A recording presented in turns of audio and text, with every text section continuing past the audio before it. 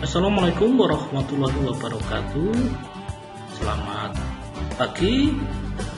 Masih bersama saya di channel Kimi IT, channel pembelajaran kimia, belajar kimia lebih nyata. Semoga pagi ini anak-anak tetap sehat dan semangat untuk belajar kimia. Pertemuan kali ini kita akan belajar tentang kesetimbangan kimia dalam sub bab kesetimbangan dinamis.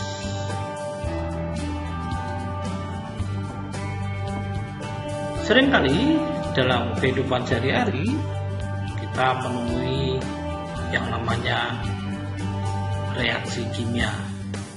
Nah, beberapa reaksi kimia atau peristiwa perubahan kimia ada yang berlangsung dua arah dan ada yang berlangsung satu arah. Maksudnya berlangsung satu arah itu ketika suatu zat A bereaksi menjadi zat B. Nah, zat B ini menjadi hasil final, artinya zat B tidak bisa berubah kembali menjadi zat A. Semacam ini dinamakan reaksi irreversible atau reaksi yang tidak dapat balik. Sedangkan reaksi kimia atau perubahan kimia yang berlangsung dua arah, artinya ketika zat A menjadi zat B, itu bukan reaksi final. Artinya ketika zat A berubah menjadi zat B ini bisa kembali lagi menjadi zat A. Itu yang dinamakan kesetimbangan atau reaksi kesetimbangan. Nah, di pertemuan kali ini kita di KD 3.8 yakni menentukan hubungan antara reaksi dengan hasil reaksi dari suatu reaksi kesetimbangan dan melakukan perhitungan berdasarkan hubungan tersebut. Nah, ini kesetimbangan dinamis. Reaksi dinamis ini adalah keadaan di mana reaksi berlangsung terus-menerus dan kecepatan membentuk zat produk sama dengan kecepatan penguraian zat bereaksi. Misalnya semacam ini zat A ketika bereaksi menjadi zat B, ini menghasilkan zat C dan zat D. Nah, pada keadaan tertentu zat C dan D ini atau hasil reaksi ini terurai kembali menjadi A dan B. Begitu pula ketika A dan B terbentuk, ini bereaksi lagi. Nah, reaksi ini akan berlangsung secara terus-menerus. Nah, dan ini yang dinamakan kesetimbangan dinamis. Nah, kesetimbangan ini tercapai bila mana kecepatan pembentukan produk di reaksi A ini kecepatannya lajunya sama dengan laju peruraian dari produk hasil reaksi menjadi bereaksi. Ini namanya kesetimbangan. Ada beberapa ciri-ciri kesetimbangan dinamis. Jadi yang pertama, reaksi berlangsung terus-menerus dengan arah yang berlawanan, namanya reaksi kesetimbangan dinamis. Yang kedua, terjadi pada ruang tertutup, suhu dan tekanan tetap. Kecepatan reaksi ke arah produk atau hasil reaksi sama dengan kecepatan reaksi ke arah reaktan atau zat reaksi, seperti tadi saya sampaikan. Tidak terjadi perubahan secara makroskopis, yaitu perubahan yang dapat dilihat, tetapi terjadi perubahan mikroskopis, yaitu perubahan tingkat partikel tidak dapat dilihat. Jadi seakan-akan itu tidak terjadi perubahan, padahal situ ada perubahan. Yang kelima, setiap komponen tetap ada. Yang keenam, simbol kesetimbangan dalam reaksi kimia adalah ini anak panah bolak-balik. Jadi kalau anak-anak menemukan lambang reaksi kimia yang bolak-balik semacam ini, artinya reaksi itu berlangsung dua arah. Tetapi kalau hanya satu, reaksi itu hanya berlangsung satu arah. Nah, contohnya semacam ini. Pada reaksi kesetimbangan, peruraian gas N2O4 menjadi gas NO2 tercapai keadaan setimbang saat kecepatan terurainya N2O4 sama besarnya dengan kecepatan membentuk N2O4. Nah, semacam ini. Ini artinya N2O4 dapat terurai menjadi 2NO, dan 2NO bisa bergabung atau bereaksi lagi membentuk N2O4. Tercapainya kesetimbangan dinamis peruraian N2O4 dapat dilihat pada gambar semacam ini. Jadi ketika mulai terbentuk pada menit semacam ini, nah nanti ini akan terurai lagi semacam ini. Nah, ini ada penjelasannya. Reaksi dimulai, campuran reaksi terdiri dari N2O4 tidak berwarna, N2O4 terurai bentuk NO2 coklat kemerahan, warna campuran jadi coklat. Kesetimbangan tercapai, konsentrasi N2 dan O4 konstan dan warna campuran menjadi warna final. Karena reaksi berlangsung terus-menerus dengan kecepatan yang sama, maka konsentrasi dan warna konstan. Jadi semacam ini. Reaksi, dan ini yang warna ungu ini berkurang. Contoh yang kedua, jika gas N2 dan gas H2 direaksikan dalam reaktor tertutup akan terbentuk gas NH3. Nah, bagaimana persamaannya semacam ini? N2 ini menjadi 2NH3. Nah, gas NH3 yang terbentuk dapat diurai kembali untuk reaksi persamaannya semacam ini. Jadi dapat terurai lagi. Jadi kalau menuliskan persamaan reaksi tinggal dibalik saja. Nah, untuk meringkas kedua reaksi semacam ini, nah ini bisa dituliskan semacam ini. Artinya reaksi ini berlangsung dua arah bolak-balik. Oke. Selanjutnya ini rumus tetapan kesetimbangan KC dan KP. Jadi KC ini untuk tetapan kesetimbangan berdasarkan konsentrasi, kalau KP tetapan kesetimbangan berdasarkan tekanan. Ini ada beberapa hal yang harus kita kenal mengenai reaksi kesetimbangan. Jadi reaksi kesetimbangan adalah reaksi berlangsung dua arah bolak-balik yang tadi sudah saya sebutkan. Persamaan dituliskan dengan menggunakan tanda panah bolak-balik. Reaksi dikatakan telah mencapai kesetimbangan jika laju reaksi ke kiri sama dengan laju reaksi ke kanan. Reaksi kesetimbangan dikatakan homogen jika semua zat yang terlibat berada pada fase yang sama. Jadi ada yang homogen, ada yang heterogen. Kalau heterogen, zatnya itu ada yang tidak berada pada fase yang sama. Nah, pertanyaannya apa itu fase zat? Nah, ada yang tahu? Fase zat, apakah sama fase zat dan wujud zat? Nah, sekarang akan kita perhatikan sini. Fase zat bisa dibilang sama dengan wujud zat, tetapi ada perbedaan. Fase zat terdiri dari 4 macam, dan wujud zat hanya ada 3 macam. Perhatikan ini. Kalau fase zat itu ada padat atau solid, biasanya dilambangkan dengan ini yang paling umum. Kita kalau wujud zat ya padat, cair, gas. Tapi di sini ada fase zat itu ada 4. Padat, cair, solid, liquid, ada gas dilambangkan dengan G, dan yang terakhir adalah larut dalam air atau aqueous atau larutnya air, atau disebut ATI. Ya, ini bentuknya cair, cuma ini adalah zat yang larut dalam air. Ini bedanya fase zat dan wujud zat. Oke, bisa dipahami? Selanjutnya bagian-bagian dalam persamaan reaksi kesetimbangan. Nah, ini sebelum kita lanjutkan, kita pahami lebih dahulu beberapa persamaan reaksi kesetimbangan dan dituliskan seperti berikut. Ini hanya contoh penulisan saja, jadi bukan reaksi yang sebenarnya. Jadi di sini adalah zatnya, Ini yang warna merahnya adalah koefisien, ini zat, ini adalah fase zat. Warna biru ini adalah fase zat. S ini ada solid, ini liquid, ini aqua, ini gas. Lanjut. Tetapan timbangan merupakan konstanta atau angka real atau nilai tetap perbandingan zat ruas kanan dengan ruas kiri pada suatu ketimbangan.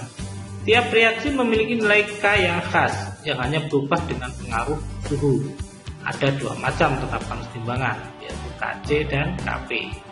Kc tadi sudah saya sebutkan, ini diukur berdasarkan konsentrasi molar zat-zat yang terlibat, sedangkan Kp diukur berdasarkan dengan parsial gas-gas yang terlibat atau khususnya pada fase gas.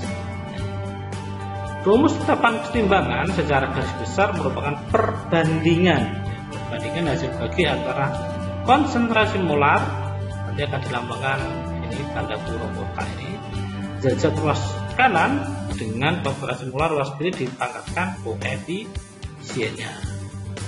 Dan ini catatannya, karena fase padat es dan cair tidak memiliki konsentrasi, yang punya konsentrasi itu hanya yang berfase cair dan gas,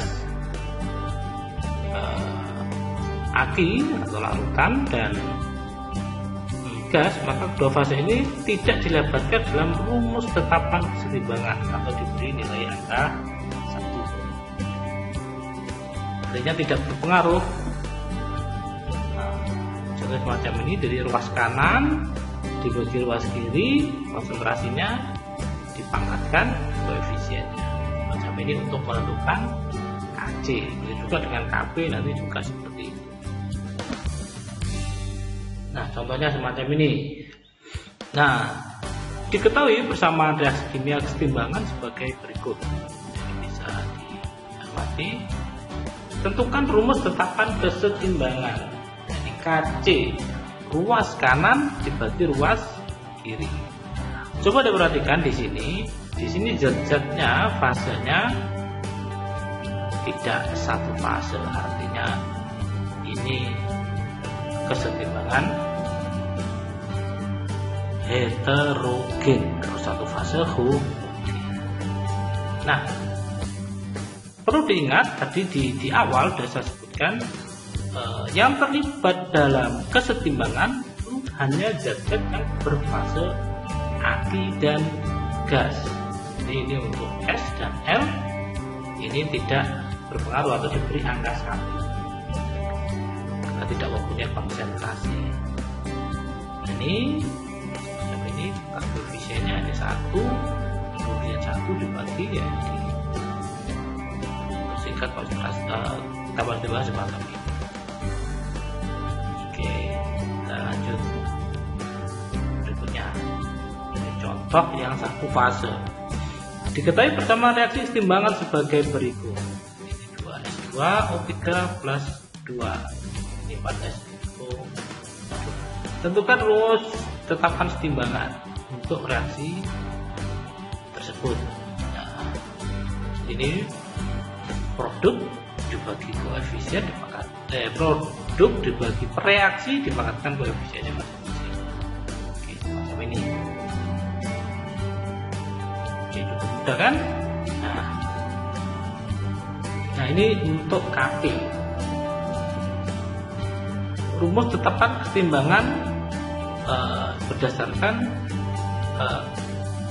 tekanan merupakan perbandingan hasil bagi tekanan parsial zat-zat ruas kanan dengan tekanan parsial zat ruas kiri yang dipangkatkan dengan koefisien masing-masing. Hanya zat yang berfase gas yang diperhitungkan dalam rumus tetapan kesetimbangan. Hanya yang berfase gas. Jadi kalau yang Kp hanya yang gas saja. Si dan Aki tidak dicantumkan dalam rumus tetapan kesetimbangan, tapi diberi nilai 1. Jadi ya bersama.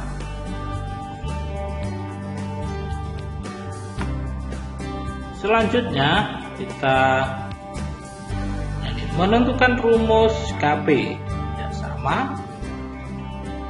ini CO2 per 1 karena ini tidak dibutuhkan, hanya gas saja.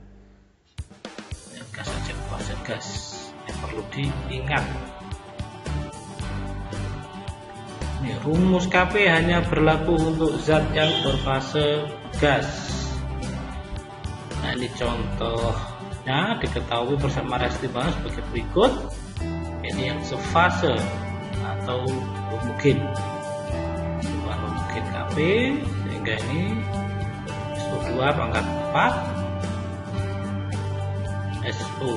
S2O3 pangkat 2, CO tekanan kedua pangkat 1.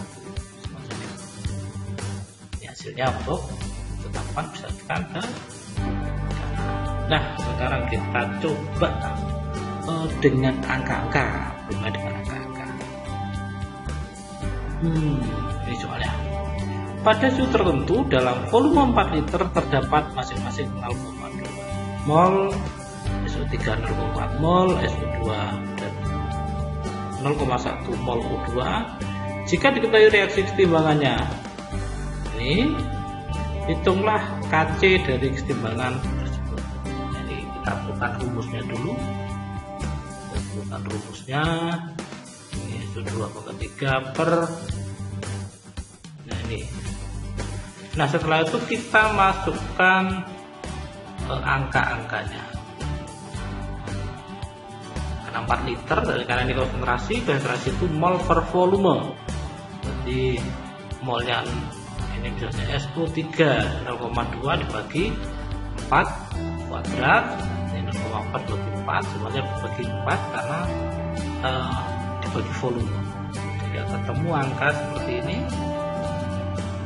nah ya ini akan berusaha. Oke. Contoh yang kedua, garam oksalat La2C2O4 3 kali dimasukkan dalam bejana 10 liter dan terurai menurut reaksi. Pada suhu tetap, jika pada keadaan setimbang tekanan total adalah 0,4, tentukan nilai Kp. Ini mula-mula tidak diketahui, diterurai A, 3A, 3 dari mana? Berdasarkan koefisien. Nah, jumlah mol gas pada garis timbang, pada timbang 3A, CO2 3A, mol gas total ini berapa tadi? 6A. Ini catatan, gas yang berfase padat ini tidak ikut reaksi. Totalnya 6, 3A ini tambah 36. Ya, ini tidak ikut, kenapa? Karena ini berfase padat. Penghitungan, misalnya kita cari dulu P0 CO dan P tekanan CO dan tekanan CO. Ini kita hitung partial CO nya, jadi mol CO2 bagi mol total kali tekanan total 2. Nah untuk Kp nya jadi bisa kita hitung CO 0,2 pangkat 3, CO2 pangkat 3. Untuk rumusnya ini, nah ini tidak dilibatkan karena berfase pada ini. Oke, bisa dipahami. Terus kita lanjutkan sekarang. Nah, lalu bagaimana hubungan Kc dan Kp? Nah, dari rumus yang ada secara matematis bisa kita tuliskan semacam ini. Misalnya ini Kc, ini bisa rumus Kc nya, ini rumus Kp nya. Ini bisa kita hubungkan dari rumus tetapan gas ideal. Masih ingat rumus PV-nRT? Ya, ini rumusnya. Ini hubungannya tekanan sama konsentrasi, semacam ini. Nah, kalau kita kaitkan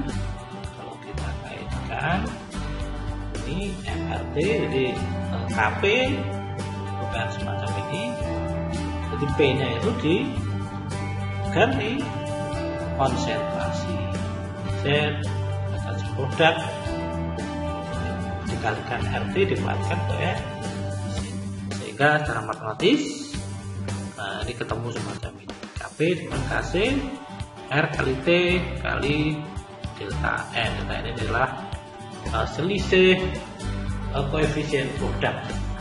Jadi koefisien produk dikurangi koefisien reaksi. Ini contoh soalnya. Ada suhu 300 Kelvin, reaksi di atas memiliki C ini. Jika R maka harga KP pada suhu 300 Kelvin. Nah, untuk reaksi di atas adalah berapa KP-nya? Jadi kita hitung dulu delta N-nya, produk dikurangi reaksi. Produknya ada 2 dikurangi 1, jadi delta N-nya ada 1. KC-nya ini ada 0,3, R-nya resapan gas ideal 0,082 kali 300. Kita hitung, kita kalikan, kamu 7,38 ATN. Gimana, mudah sekali kan? Oke, itu tadi penjelasan tentang kesetimbangan kimia dalam topik kesetimbangan dinamis. Sebelum saya akhiri, jangan lupa like, subscribe, dan tombol lonceng agar anak-anak tidak ketinggalan upload terbaru dari channel Jimmy ID. Terima kasih. Assalamualaikum warahmatullahi wabarakatuh.